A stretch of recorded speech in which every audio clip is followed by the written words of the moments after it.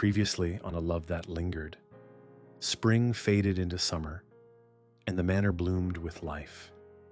Grace and Arthur's connection deepened over shared glances, whispered conversations in candlelight, and moments too precious for the world to intrude upon. At the party in honor of Arthur's achievements, Grace was there by his side, her pride as visible as her smile. This is episode 14, The Balcony Promise.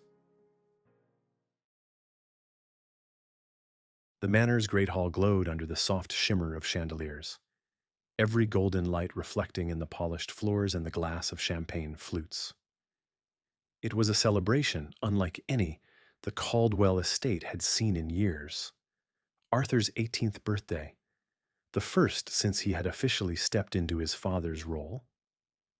Every detail bore Grace's touch, from the hand-picked flowers gracing the tables to the carefully arranged seating to ensure political tensions stayed politely apart. Guests drifted in flowing silks and dark, tailored coats, the low hum of conversation mingling with the music of a small string quartet.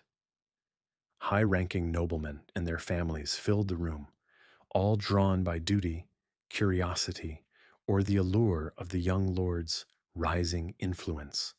Lord Everley, his hair silver at the temples, stood proudly near the fireplace. His deep laugh carried as he clapped Arthur on the shoulder, his voice warm with praise. "Your father would be proud, lad. And I am proud of both the man you've become and the one I trust with my daughter's heart." Grace, standing a step away, felt her cheeks flush at her father's words. She glanced at Arthur, catching the faint curve of a smile that seemed meant only for her. He had dressed impeccably for the evening, a deep navy coat trimmed in silver embroidery, his pale hair neatly tied back. But it wasn't the finery that struck her.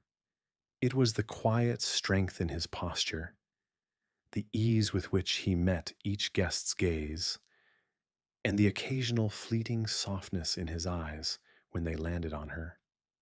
As the night unfolded, Grace moved through the crowd with practiced grace, dancing when asked, refilling drinks when needed, ensuring that the event flowed without the slightest hitch. All the while, she was aware of Arthur's presence, the way he tracked her across the room, as if each step she took tugged gently at some invisible thread between them. But the evening was winding toward its end. The guests would soon take their leave, and the manor would fall into its nighttime quiet. Neither of them knew it yet, but before the night was through, something would change between them forever. The string quartet was easing into its final piece when Arthur found her. She had stepped away from the warmth of the crowd to the open balcony doors, needing a breath of the cool night air. The gardens stretched below in deep shadows, their paths traced faintly by moonlight. The air smelled faintly of rain, though the sky was clear. Arthur's footsteps were soft behind her. "You've worked yourself to the bone tonight," he said, his voice quieter than the chatter drifting from the hall. Grace turned with a small smile. "I wanted it to be perfect. You only turn 18 once, after all."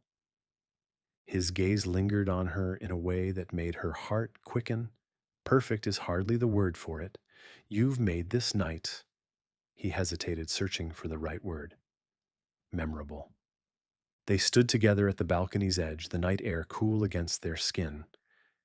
Below, the fountain gleamed faintly, water trickling in a steady rhythm. Somewhere in the hall, laughter rose, then fell again.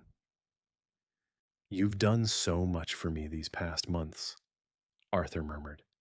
"More than I ever thought I'd deserve."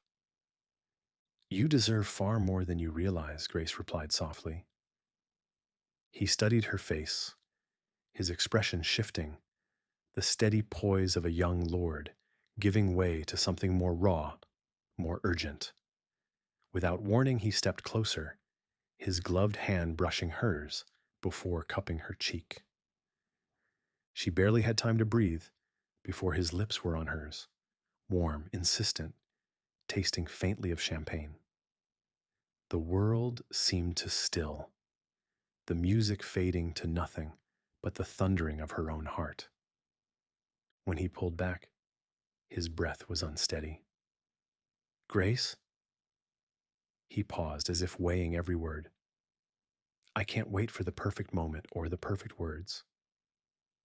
I need to know if I asked you to be mine, truly mine. Would you?" Her breath caught. "Arthur!" "I'll speak to your parents," he said quickly. "I'll do everything properly. I'll wait as long as it takes, 2 years, 10 if I must. But I had to ask you now. I needed to know you feel the same." She searched his face, finding nothing but sincerity and the faintest flicker of fear that she might refuse. "Yes," she whispered, the single word carrying more weight than any she had ever spoken. Arthur exhaled in relief, pulling her into another kiss, slower this time, as though sealing a promise neither of them could take back. When they parted, she rested her forehead against his. "We'll keep it between us for now?" "For now," he agreed. "But the day you come of age, the whole world will know." A small laugh escaped her. "That sounds like a long time." "I'll make it worth the wait," he promised, brushing his thumb across her cheekbone. "Every day, every moment. You'll never doubt what you mean to me." From the hall came the sound of farewells, coats being claimed, polite good nights exchanged. They lingered in the shadows, reluctant to step back into the light, knowing that once they did, the magic of this stolen moment would belong only to them. As the last guests departed and the manor doors closed, Arthur and Grace slipped quietly back inside, their hands brushing but never fully linking. Oliver glanced up from extinguishing the last of the candles, his sharp eyes catching the faint flush in Grace's cheeks and the barely contained smile on Arthur's lips. He said nothing, only inclined his head slightly before turning away, but Grace had the distinct sense he knew more than he let on.